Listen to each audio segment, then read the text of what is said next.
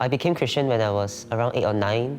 When I was 13 years old, I realized I had same-sex attraction, and I sincerely, genuinely believed that if I would pursue a gay relationship, God would bless such a relationship. It was around my mid-20s that God began to challenge that conviction. I felt the Holy Spirit say to me, all your views on this subject was based on other people's arguments and other people's faith. Why don't you look into this for yourself and come to your own conclusions? So God brought me to a point where He has showed me that what His heart for sexuality is, and that it was not good for me to pursue my same-sex desires. And at that point, even though I was convinced that this was true, I didn't know how to walk it out emotionally, because for the past 10 or so years, I was pursuing gay relationships in order to try to meet the loneliness in my heart. And so I began to pray for a mentor. And in 2013, this man, Jason, he said yes to mentoring me without having even met me. Jason came to show me the love of a father. His love was kind, it was patient, he was willing to take time to listen, to really just say things like, I'm proud of you. Jason also helped me to understand things from my father's point of view. I used to be very angry and bitter at my dad. He had to explain that my dad was already doing the best he can. And so I had to learn to release forgiveness, to see things from his point of view.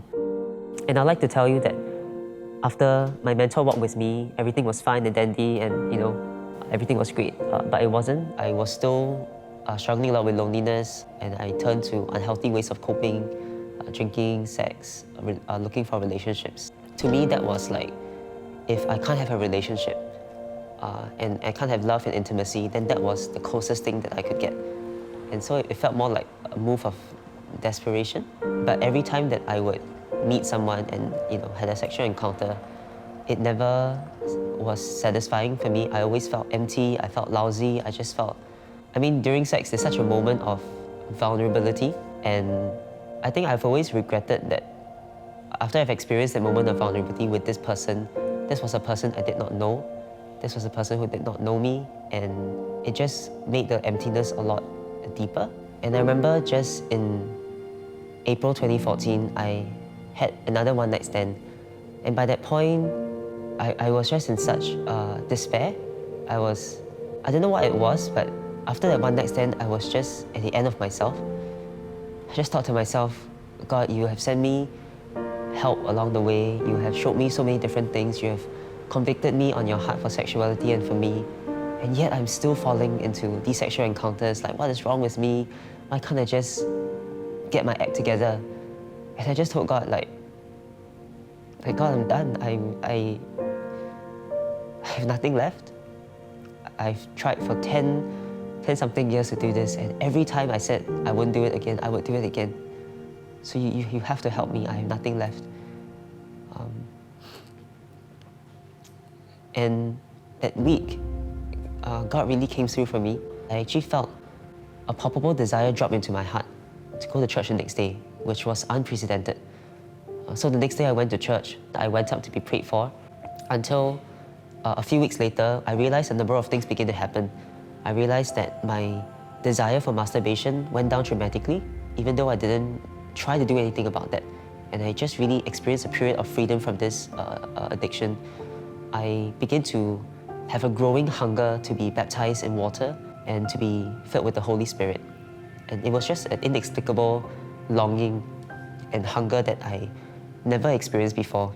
So in the earlier years of my journey, when I still thought that pursuing a gay relationship was the way to go, it was an intense struggle for me. I just thought, oh gosh, does this mean like for the rest of my life I will never experience love? But God began to slowly change my heart and mind towards that. He also showed me that there were same-sex attracted Christians out there who, even though they had gay desires, they are choosing to live a life being obedient to God by not acting on them. And when I saw that, it was such a mind-blowing thing for me. They were very honest about the struggles they face, the loneliness that they're facing, and yet they spoke from a place of peace and conviction when they talk about the life that they have chosen to live. God began to speak to me about the beauty of singleness, and He showed me how singleness is not a place where you're very sad, you're very lonely. And that was important for me because I thought that love and intimacy can only be found in a romantic relationship. But when God showed me that intimacy can also be found with friends, with the church, and with your own family, then it showed me that I don't have to be in the relationship in order to experience intimacy. I had to learn over time that he is a safe place for me. No matter how much I'm struggling, whenever just battling with loneliness and I feel like no one could understand. And I could go to him and he understands and he sits with me in my pain. And I think that was important for me to learn that he is trustworthy. And as long as I trust him, as long as I follow him, he will provide for me along the way and things will fall into place. I don't know what they will look like. My desires may increase, decrease, remain the same until I die and see the Lord.